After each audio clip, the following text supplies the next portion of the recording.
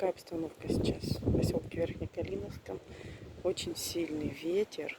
И где-то горит, видимо, камыш, потому что очень сильное задымление. Но это не мешает вобле клевать, а нам не мешает это ее ловить.